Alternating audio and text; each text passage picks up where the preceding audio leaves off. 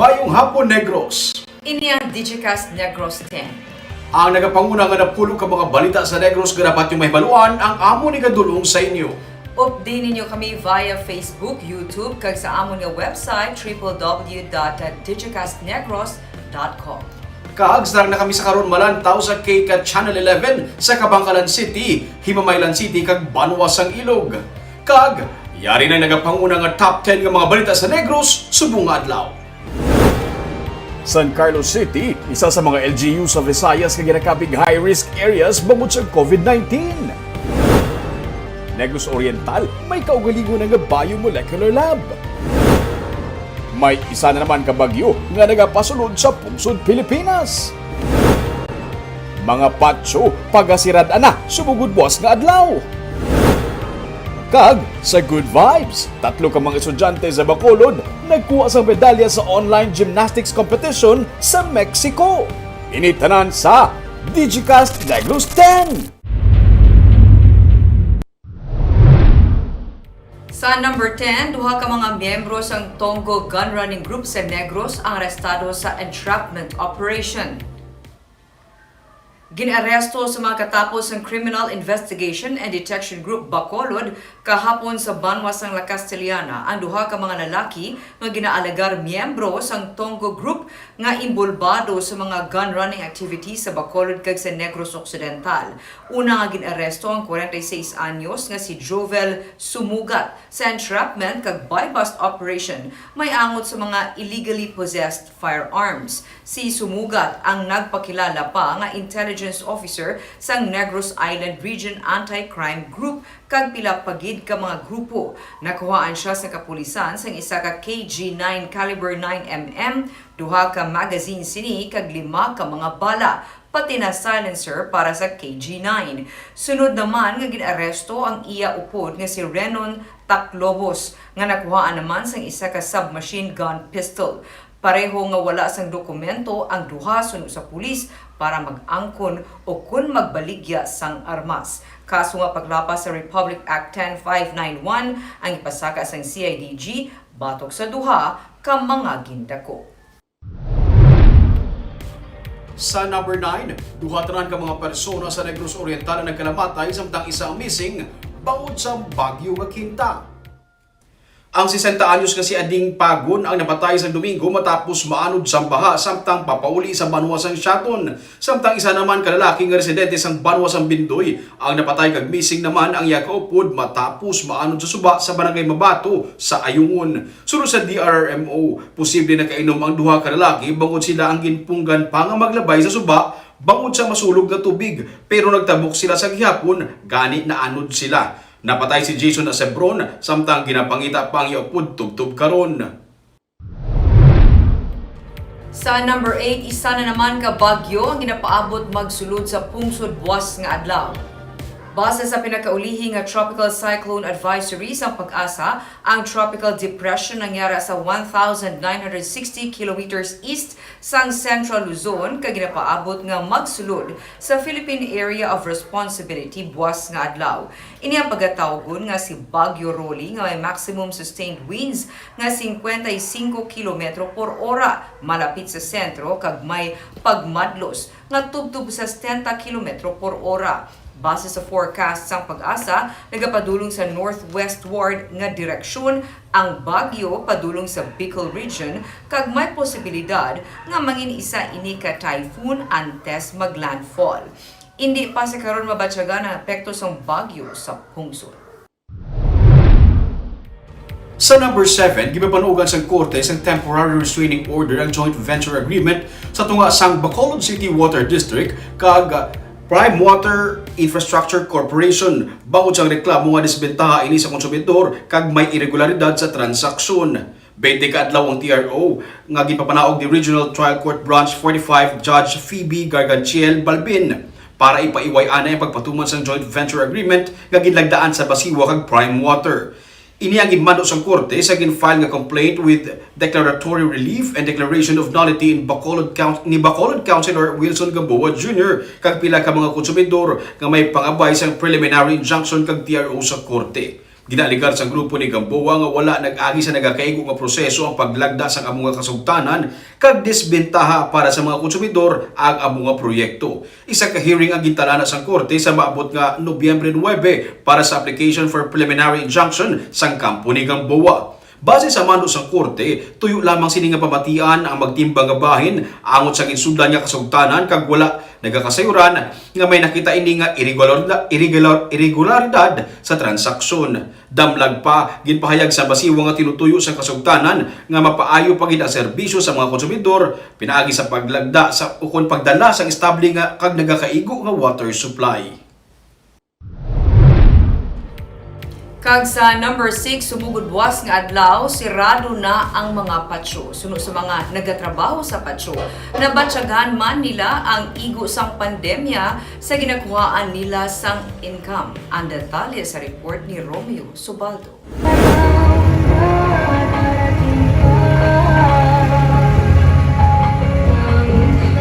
Antes magsira ang patio sa buwas, may ginhingagaw palubong kainasang aga sa Rolling Hills Memorial Park sa Bacolod. Halos kadamaan sa mga pansyon, may mga bulak na. Patimaan nga may nakabisita na diri. Sanday Fay Villa 4, kagang iya sining utod ang masobra sa 3 na kadekada nga nagapaninlo sa mga pansyon. May tagstenta sila ka mga kliyente kag ginatatap nga mga pansyon, pero subong ahaw-ahaw pa lang ang nakapakita. Suno sa ila, sa kalawig nga pagpangabuhi nila sa patio, subong lang sila nakabatsyag sang amo sini kapuraot nga tigkalalag. Nami ang amon income. Kay may nagakadto, amat-amat, iambot ang iban ko saan umakadto. Wala kami kabalo. Oo, pero... Dogi damon income. Sabado Domingo damo. Subong hinay. Dotay. Pero ang Sabado Domingo, kung ikumparar mo sa normal ngayon adlaw, tali sa pista minatay, hindi ka trespaser. Hindi. Lain gid ya. Sa pista minatay. May naka-standby nga ambulansya sa sulod sa Memorial Park. Ililisipon lang ang mga pamilya nga yara sa patio kay inasang aga, bangod suno sa mga nagapaninlo sa weekend kalabanan nagkadto.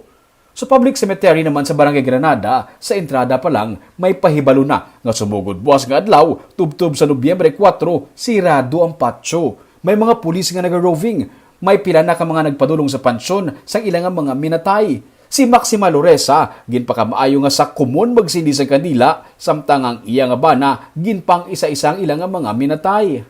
Mga sa kumun lang ko ng sindi. Hindi naman sa kumon? Sige lang. Bala sila tingob tanan. Tingob na sila nga pangati. Pagkatapos ng Nobyembre 4, nagapaabot ang mga nagaganar sa patio nga may mga magapadulong sa gihapon sa ilang mga minatay. Mas gamay ang income sining tuig suno sa ila, pero mas malawig nga inadlaw nga obrahanay. Antes magsirado ang patio, kag saliwat naman nga pagbukas sini. Sa number 5, nagklaro ang barangay Tagub nga wala sila nagapanukot sa kanunuman nga bayad sa ilang ginahatag nga assistance sa ilang mga pumuluyo nga nagaregister sa backtrack. Suno kay OIC punong barangay Luz Atienza, ang nagwa sa report nga may isa ka pumuluyo nga gipabayad sa 35 pesos para sa backtrack registration ang hindi matuod suno sa iya. Patag niya, sa nagligad pa nga semana, nagpadulong sa barangay ang natungdan. Ugaling, wala pa nagsugod ang paghatag assistance ang barangay, rason nga ginrefer ini sa isa ka pribado nga individual. Sa isa man kapurok nga nagsukot sa iya sa printing kag lamination sang ID. Suno kay Atienza, Martes nagsugod ang help desk para sa backtrack sa barangay Tangub, kay Lunes na nakaseminar ang in charge. Bukas ini sa pumuluyo kag libre suno sa iya. Sila lang. Usang kahapon na sang nagsugod. Sa Tuesday. Oo, Tuesday lang. Okay. Bali, kung magkadto di sila, that's libre. Oo, libre. Libre na ang card nga ihatag sa ila. Di ang among ganit kon sa ano ni nang bay purok bla tagaan ipadala na lang to sila.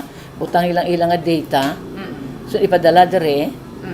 I-print dire sang amon nga staff na. Kag kadtuon nila humana para bala nga makuha na lang hindi na mag Wala na naggusto. oo, kay magdinaguso. Sa number 4, state-of-the-art nga molecular laboratory sa Negros Oriental ang giniinagurahan subong nga adlaw. Suno sa probinsya, dako ini nga bulig. Ilabi na nga nagasaka na naman ang kaso sa COVID-19 sa Negros Oriental. Yaring report ni Marcian Muico. Gininaugurahan na kainasang aga ang nauna nga state-of-the-art molecular laboratory sa Negros Oriental.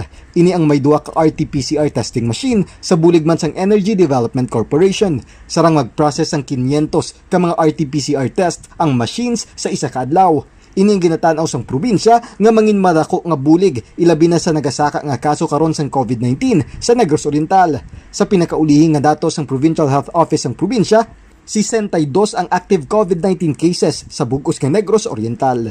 Unta, mas daghan ang mag-negative kay sa mag-positive.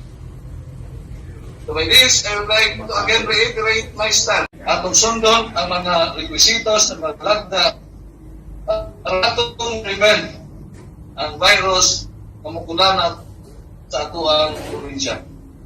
Ginpatigayon man kainang test run sang molecular laboratory nga may 11 milyones pesos nga balor sang mga equipment. Ini ang ginapaabot nga magapadasig sang pagkuha sang resulta sang mga swab sample sa probinsya nga sadtuan na ila pa ginapadala sa Cebu. Marcian Muico para sa Digicast Negros. Sa number 3, kung wala man nagaangot ang record angot sa releasing sang record sa COVID-19 cases sa probinsya, inibangod may delay sa releasing sang mga result. Patag ni Atty. Refrando Diaz II, ang Provincial Administrator, ang Negros Occidental sumugod sa Setyembre 1 ang may bago nga MIS program para sa reporting sa COVID-19 cases. Ini ang madasig kag nagatuyo nga malikawan ang anuman nga human error. Wala labot diri ang para sa gilayon nga pagpatod sa nagpositibo kag mapatuman ang gilayon nga aksyon. Suno kay Diaz, ang figures nga gina-release ang DOH ang may delay sang 3 tubtob 5 ka adlaw bungod nga ini ang nagaagi sa pila ka proseso kasubong sa counter checking kag pila ka mga signatories antes gina-release. Suno kay Diaz, ang DOH lamang ang sarang maka-release ang COVID figures. Ang datos naman bahin sa mga nagkalamatay suno kay Diaz ang nagagikan sa Provincial Health Office. Okay? So that automated gani ang tanan, wala double entry, wala sang errors nga human errors, no? So amo nang natabo, no? So it might appear that though different ang mga data nga nagaguwa. First of all, late na siya, no? Ang aton nga mga reports nga lambot sa DOH may ara delay nga 2 to 3 days, no? Kaya makalambot to sila. But again, no, subong ara na ta on. Sa number 2, sa Talisay City, duha ka mga barangay ang ginakabig nga COVID-19 free. Ang Barangay Zone 4A kag Barangay Concepcion sa karon ginakabig nga COVID-free na as of 8 a.m. Sa post sa Public Information Office sang Talisay City na sa adiri nga may 582 tanan ka mga COVID-19 cases ang syudad. 23 na lang diri ang active cases.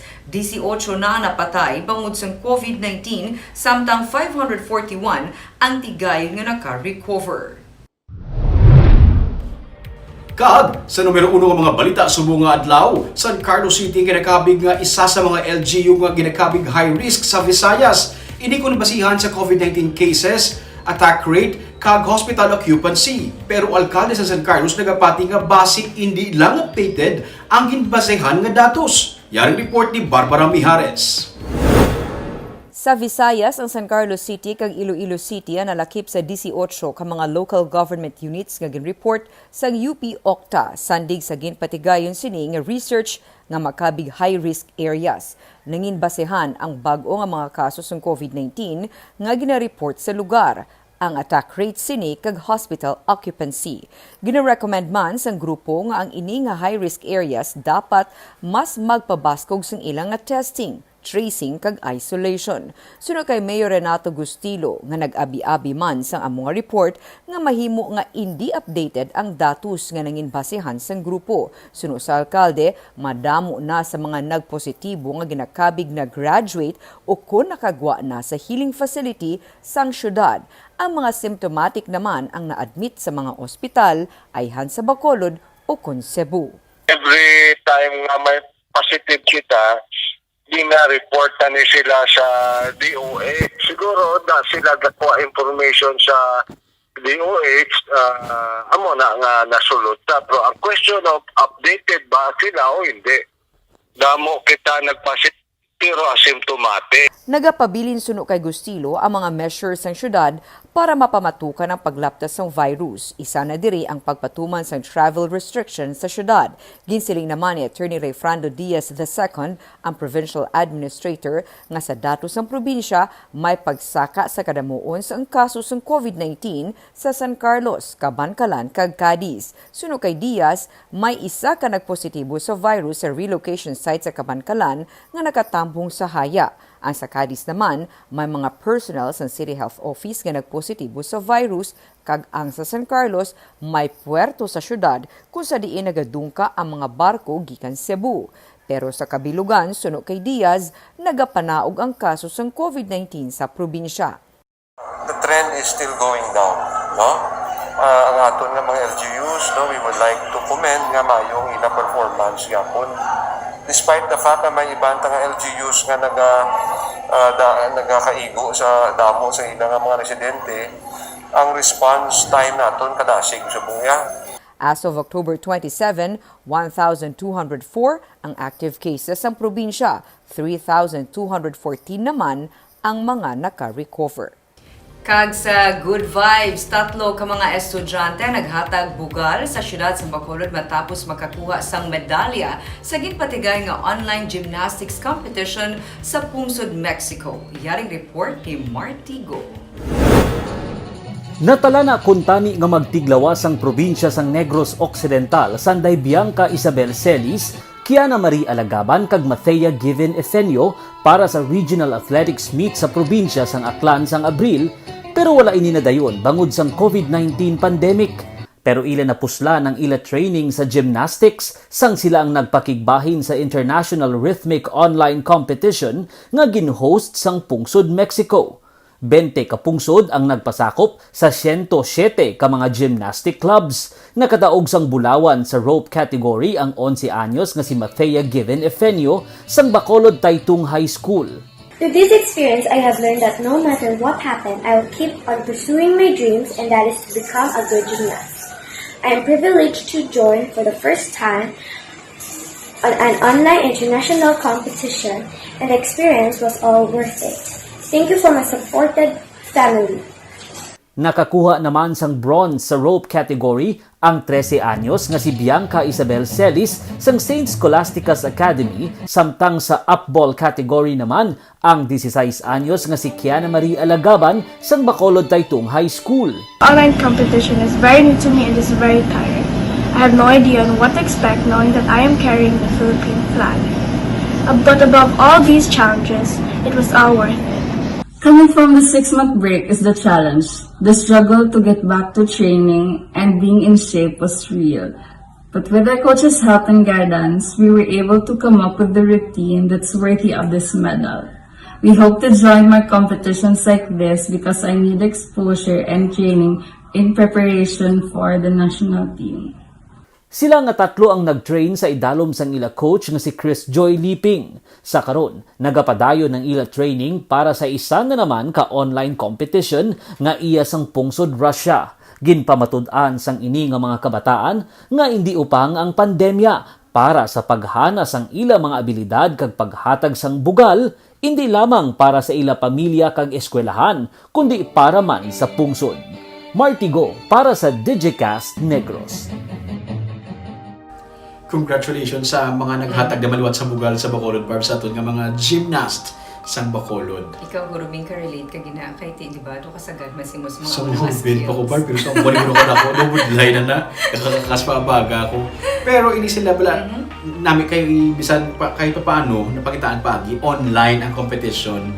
So, bisan may pandemic, nakaka-find sila means kung paano pa sigiwan ang competition para hindi man mo ang training sa atong kabataan. Nag-a-adapt na rin sa changes sa The new norm. Kag syempre, reminder sa aton nga mga tumalanaw, buwas libaton ta, Barb, sarado ang mga patio starting tomorrow, October 29 to November 4. But siguro may mga LGU yang halain ang ilang mga dates sa pag-close. I think ma-check na lang para patud gid sa mga do hindi pa sure kung ano gid ang schedule sa ilang pagsira sa ilang tagsa ka mga patro. Lan tawo na lang gid nila kay I think may nakapaskil or may mga pulis nga nagabantay kag makapangayo sila abiso kung saan liwat magabukas ang mga patro. Kag, amoy adtong napulo ka mga balita sa Negros subong adlaw. Kay man sa panahon karon importante nga may ihibalo ka sa nagakatabo sa imo nga palibot. Kag syempre dapat patas kag eksakto ang mga impormasyon. Paraan kami nga magapangalagad sa mga Negrosanon. Ako si Barbara Mijares. Tubtubwas, ako naman si Romeo Subaldo, mayong hapon.